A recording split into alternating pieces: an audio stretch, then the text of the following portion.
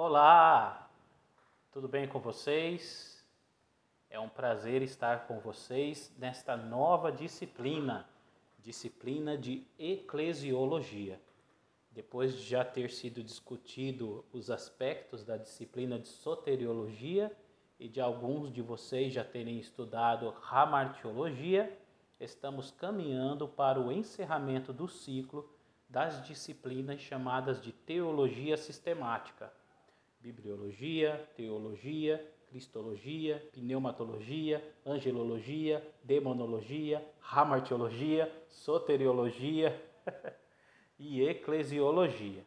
Lembrando que aqueles que não fizeram essas disciplinas anteriores, o curso é rotativo e vocês estarão fazendo.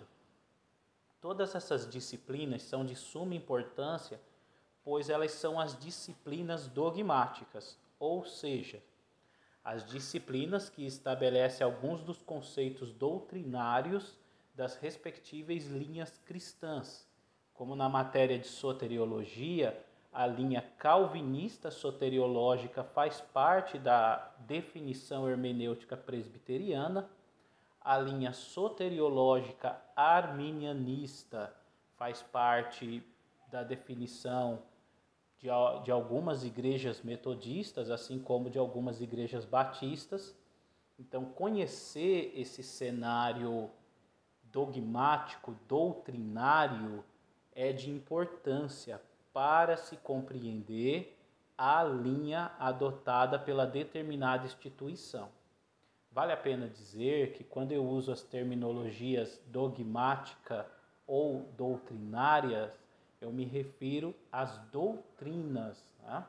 Quem é Deus, quem é Jesus, quem é o Espírito Santo, e nada tem a ver com os conceitos de usos e costumes, que geralmente são locais e não tem valor universal, mas tem um valor local para determinada instituição que valoriza seus conceitos de usos e costumes. Nisso, meus queridos, então eu quero fazer uma leitura para que possamos dar continuidade a respeito ao assunto de eclesiologia. Ok?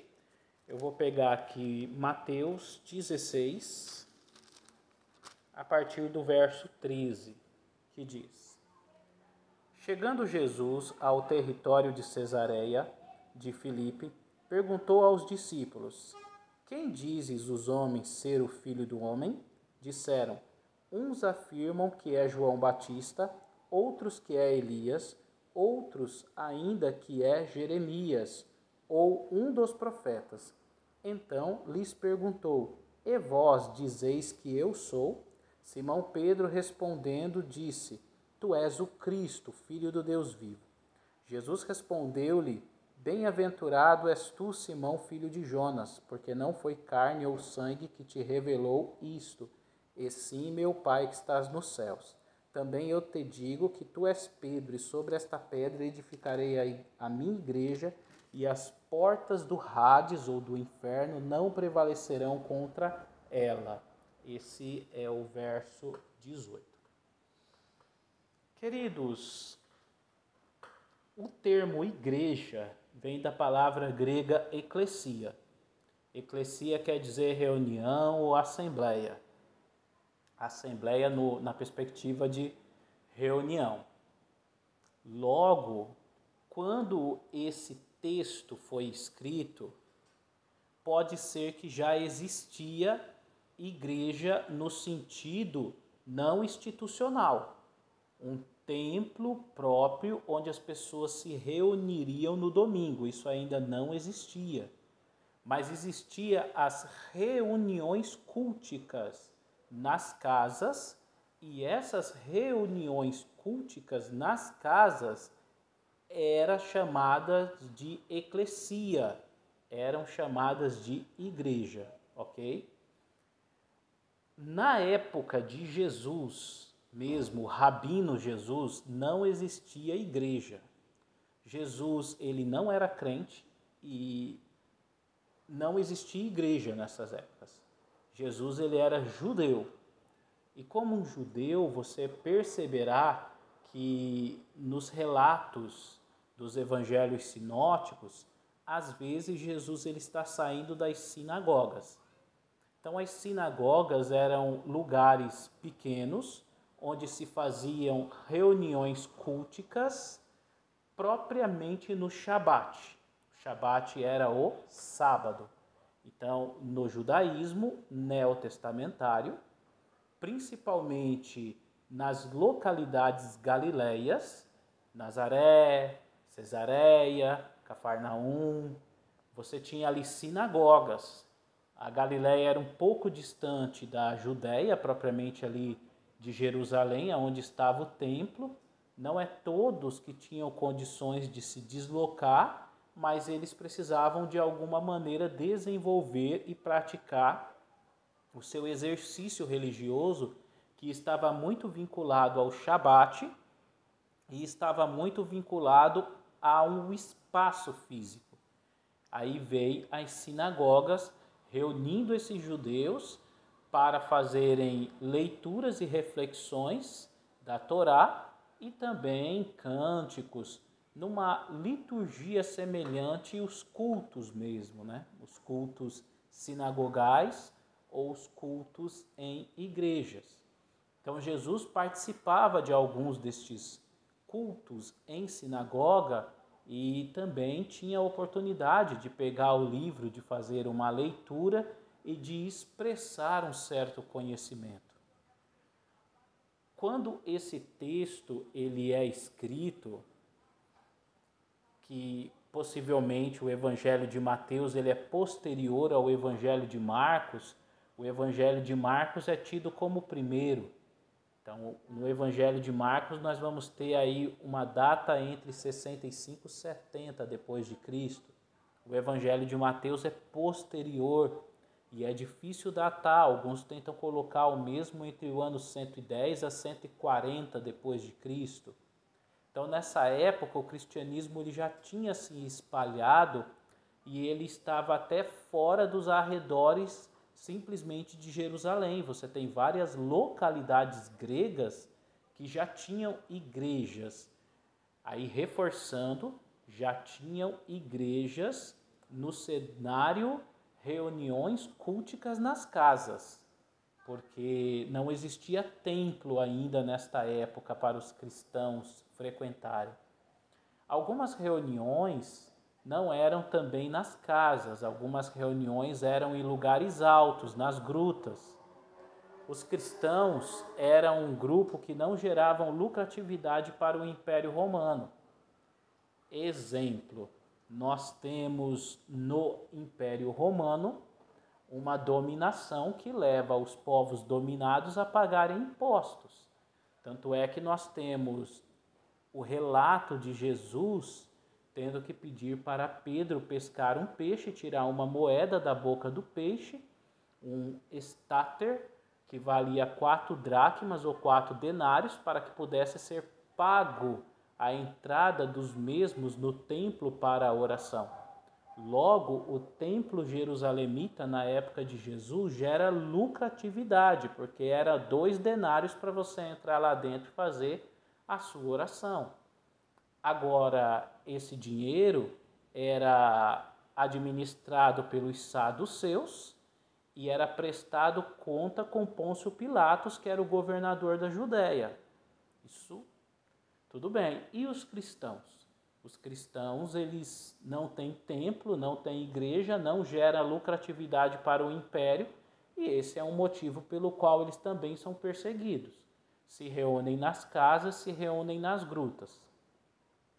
Mas, mesmo essas reuniões em casas e reuniões em grutas, geravam problemas, geravam vários problemas no que se refere hierarquia, no que se refere a mulher ter ou não oportunidade de interagir nessas atividades culticas.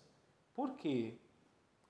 Em algumas localidades, como em Corinto, era muito normal as mulheres exercerem ofícios sacerdotais junto à religião dominante de Corinto na época de Paulo, propriamente, que era a deusa Afrodite, a deusa do amor, que tinha aí cerca de 1000 sacerdotisas. Quando algumas dessas ex-sacerdotisas de Afrodite se convertem ao cristianismo e começam a participar das reuniões culticas, é muito difícil estabelecer um pensamento mais judaico, anti-atuação feminina, porque no judaísmo neotestamentário ainda não existia mulheres levitas nem mulheres sacerdotes ou sacerdotisas. Só que no cristianismo é um pouco mais complicado. Você tem mulheres que já vieram com atividades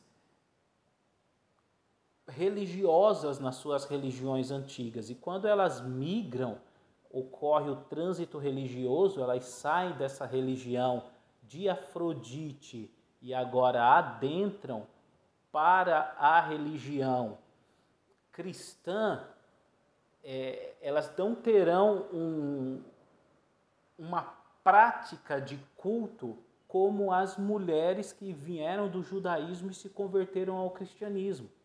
As mulheres que vieram do judaísmo e se converteram ao cristianismo, elas já são habituadas pela cultura semita, que é uma cultura androcêntrica e que as mulheres não tinham oportunidade nas atividades culticas. Agora, quando esse cristianismo alcança gregos e efesianos, muda a conversa. Muda a conversa porque as mulheres já tinham atividades culticas nas religiões anteriores e quando elas se convertem ao cristianismo, elas já têm de praxe uma atuação de se envolver mais nas atividades. Então você pode contemplar no Novo Testamento algumas questões relacionadas ao ministério feminino que, claro, geraram problemas. Mas nós temos em Atos dos Apóstolos, capítulo 18, Paulo desenvolvendo um trabalho missionário. Na cidade de Corinto, e aí ele conhece o casal Áquila e Priscila, e em alguns momentos ele coloca o nome da Priscila em primeiro lugar, Priscila e Áquila. Nós temos também o caso de Romanos capítulo 16, verso 1, pelo qual Febe é chamada de diaconisa da igreja de Cencreia. Na versão em português, ela é colocada como aquela que serve, mas no grego está diácono, ou seja, diaconisa da igreja de Cencreia. Ela recebe o mesmo título de Estevão, ela recebe o mesmo título daqueles diáconos do livro de Atos. Ou seja, quando o cristianismo ele vai se expandindo e as reuniões culticas nos lares e nas cavernas são chamadas de eclesia ou igreja, começa a se fazer alguns estabelecimentos hierárquicos. Você vai ter um bispo responsável por aquela atividade cultica, e nisso nós podemos observar o apóstolo Paulo fazendo um trabalho juntamente com 2 filhos da fé, que segundo ele cita, nós temos Paulo escrevendo para Timóteo, dando algumas orientações pastorais, isso possivelmente quando ele estava liderando a igreja de Éfeso, e também Paulo dando instruções pastorais a Tito, quando ele estava liderando as comunidades cristãs na ilha de Creta. Ou seja, as reuniões não eram em templos, eram em casas ou em cavernas, mas já tinha um formato hierárquico. Então você tinha um bispo, um presbítero ou um ancião. Aí vale a pena dizer que bispo, presbítero e ancião é a mesma coisa. No cristianismo primitivo era o mesmo título.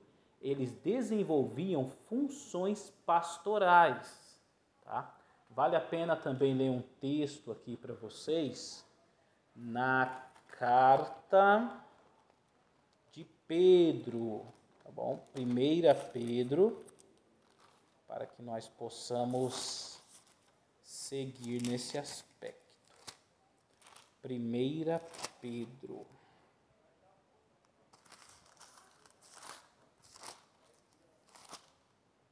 Ok.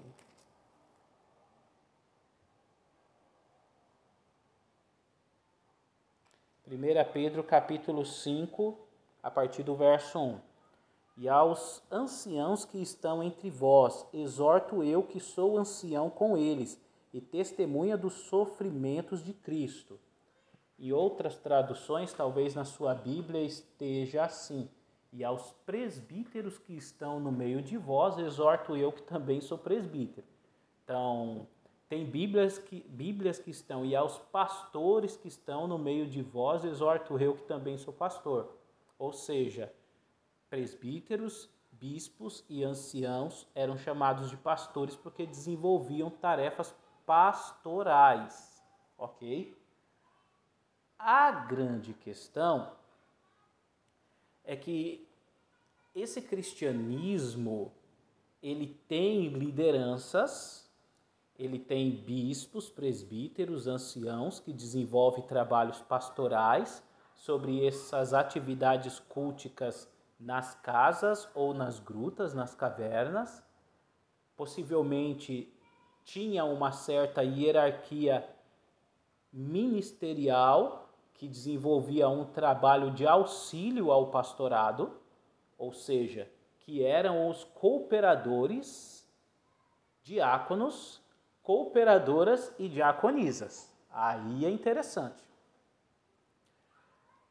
1 Timóteo, capítulo de número 3. O texto já começa falando que excelente coisa é os que almejam o episcopado. Almejar o episcopado é almejar o bispado, ser pastor. Aí vem alguns requisitos sobre o pastor, alguns requisitos sobre o presbítero, que era o pastor, e alguns requisitos sobre os diáconos. Mas também no verso 11 fala das mulheres, ou seja, possivelmente mulheres que atuam também no ministério. E você tem o título de cooperadoras para se referir a mulheres, como Priscila. Você tem o título de diaconisa para se referir a mulheres, como Febe, ok? Agora eu quero abrir uma problemática, pensando em hierarquia ministerial episcopal no cristianismo. Logo, cristianismo primitivo, e depois nós vamos dando continuidade dentro dessa temática a partir do cristianismo contemporâneo. Queridos, é importante falarmos a respeito do ministério pastoral feminino. Aí vem uma pergunta e logo vai ter um vídeo abaixo para vocês discorrerem junto. Vocês concordam com o ministério pastoral feminino? Ah, professor Roberto, mas na Bíblia não tem pastora. Interessante. Na sua igreja tem missionária? Se tem, eu lamento te dizer que na Bíblia não tem missionária. Não existe o título eclesiástico de missionária. Por quê? Porque o título eclesiástico de missionária é um título local estabelecido por uma igreja local. Uma outra coisa que algumas igrejas fazem na contemporaneidade é dividir a hierarquia episcopal da seguinte maneira: cooperador, diácono, presbítero, evangelista e pastor.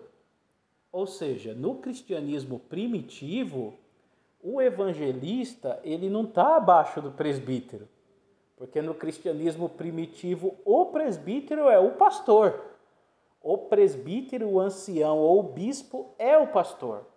Então o evangelista era alguém que desenvolvia trabalhos evangelísticos. Algumas igrejas contemporâneas, principalmente de linha pentecostal, eles pegaram o evangelista, colocaram acima do pastor. Não tem sentido fazer isso. Claro, se formos embasar na Bíblia. Agora, muitos cargos hierárquicos não têm a ver com a Bíblia. Muitos cargos hierárquicos têm a ver com a interpretação hierárquica do pastor fundador e da sua comissão de ética. Vou dar um exemplo. Tem igrejas que têm o reverendo. Não é um título bíblico, mas tem. Tem igrejas que têm o padre. Não é um título bíblico, ministerialmente no cristianismo, mas tem igrejas que têm esse título. Tem igrejas que colocam o evangelista acima do pastor. Não é algo bíblico, mas eles o fazem. Tem igrejas que têm missionária. Não é um título bíblico. Tem igrejas que têm pastora. Não é um título bíblico, mas é errado. Aí eu vou querer ouvir de vocês. Porque muitos dos cargos hierárquicos eclesiásticos, eles não são extraídos a partir da hierarquia ministerial bíblica, mas a partir da linha do pastor fundador e dos seus pastores, da sua comissão de ética ou dos pastores fundadores daquela determinada instituição. Logo, o ministério apostólico também é muito apedrejado. Porque não pode ter apóstolo. Apóstolo foram aqueles que viveram na época de Jesus. Tudo bem. Aí vamos problematizar. Na sua igreja talvez não tenha apóstolo e vocês talvez discordam do ministério apostólico. Só que na sua igreja tem pastora? Então pastora não existe na Bíblia. Mas não tem pastora, mas tem missionária. Missionária não existe também na Bíblia. Então, essas coisas são interessantes discutirmos. A nossa aula de eclesiologia, ela está trabalhando hoje um pouco do contexto episcopal e hierárquico. A igreja, a partir da sua definição eclesia, que é uma reunião cultica cristã, que na Bíblia, no cristianismo primitivo, tinha a ver com celebrações nas casas e nas grutas, mas existia uma hierarquia composta pelo pastor, que poderia ser bispo, presbítero ou ancião, e ali os seus cooperadores ou cooperadoras, diáconos ou diaconisas. Então era só isso, tá? Aí hoje tem vários títulos, tem reverendo, tem missionário, tem missionária, tem evangelista, tem apóstolo, tem apóstola e vários outros títulos que não são extraídos de passagens bíblicas para fundamentar, mas são a partir da visão da igreja local. Então agora segue um vídeo abaixo que vai trabalhar esse aspecto também do ministério pastoral feminino, e aí vocês se atentem para as tarefas, ok? Um forte abraço para vocês e até a próxima aula.